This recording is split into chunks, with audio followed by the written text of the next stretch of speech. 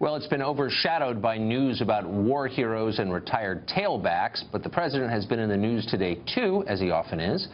Last night, he went after his own Attorney General, Jeff Sessions, saying he was angry that Sessions had recused himself from the Russia investigation. If he had to do it over again, the president said, he would have hired someone else to be the AG. Stinging words, but this morning, Sessions seemed to brush them off. Given what he said, what is your reaction to those remarks, and how seriously are you considering possibly resigning? We love this job, we love this department, and I plan to continue to do so as long as that is appropriate. How do you feel like you can effectively serve from here on out if you don't have the confidence of the president? We're serving right now. I'm totally confident that we can continue to run this office in an effective way. Now, take a step back, and you can kind of see how this all happened.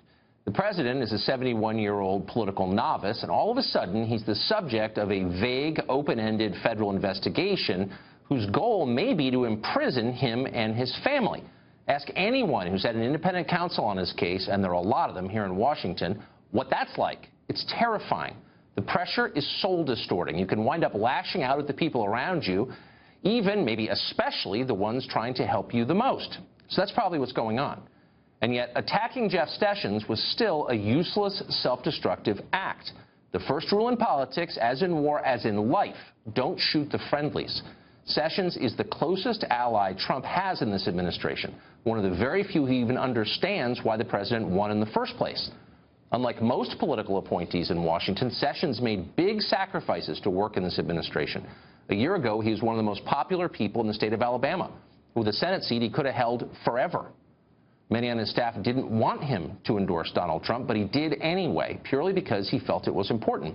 Sessions was worried about what an unsecured border and mass immigration would do to America, even though the biggest effects from those wouldn't be seen until decades after he was long gone from this earth.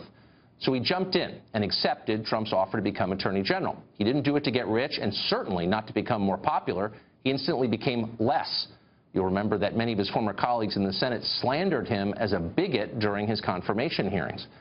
As Attorney General, Sessions has been the rare person in the entire executive branch making actual progress implementing the agenda his boss ran on, because he's the rare person who believes in it.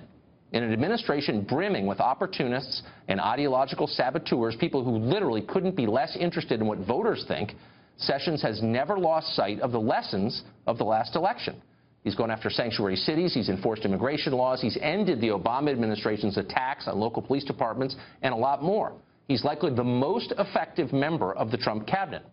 In return, the president attacked him in the failing New York Times. That's not just criticism. It's an insult. It's also a worrisome sign that the president may be forgetting who is on his side. Goldman Sachs did not elect Donald Trump. America's long-ignored middle class did.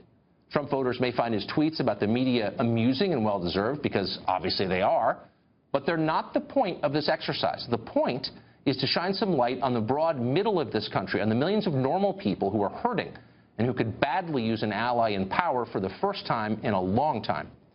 Now, the hope is that what happened yesterday was just a stress-related aberration, the political equivalent of yelling at your kids when you had a bad day at the office. If so, it will not be hard to fix this. Going forward, just pay a little less attention to the New York Times, pay a little more to Matt Drudge. And for God's sake, lay off Jeff Sessions. He is your friend, one of the very few you have in Washington.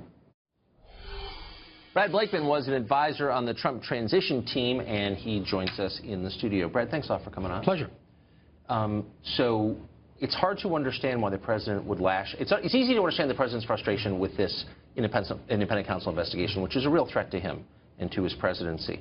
It's hard to see why Jeff Sessions gets the blame, because I really think Sessions is one of the rare people who understands why Trump got elected. There's no doubt that he is producing for the president. They're getting along in policy. They're not getting along in personality. And if we turn the clock back to the early part of June, when this recusal took place, Jeff Sessions knew that the president was disappointed, and he offered his resignation. The resignation was not accepted at the time. You would think that that would have blown over. There's nothing new that happened between June 6th and today, other than the president, again, lashes out at somebody who's delivering for him and the American people. It doesn't make sense at this time for the president to hurt somebody. And in fact, he's hurting himself, and he's hurting his own agenda by going after And him. it's deeply unfair, but it also might be a sign of bad political judgment. And so I guess the macro question is, why would you care what the New York Times thinks of you? The New York Times hates him.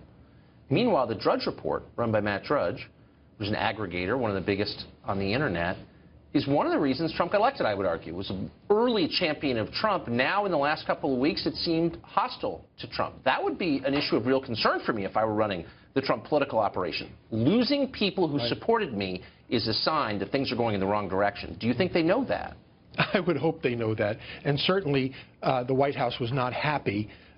This was reported in the last day of them being blindsided by this interview and then trying to do damage control. The president did a fantastic job on health care. He took the 52 senators to task and reminded them what their responsibility and promises were to the American people. That was all destroyed in a matter of hours by this interview. And by the way, you give an interview like that to the enemy, to the New York Times, who's no friend of yours, and who used the entire interview to bait you?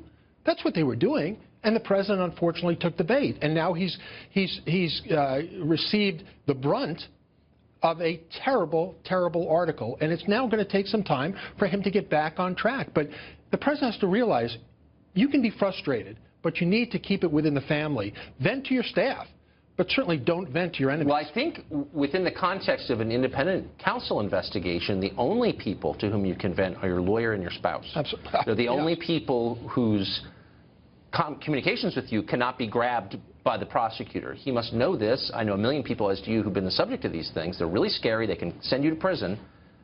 Why has nobody told him that, or is he ignoring that? Well, I think they are telling him that. He's got the finest lawyers. He's got a very brilliant staff.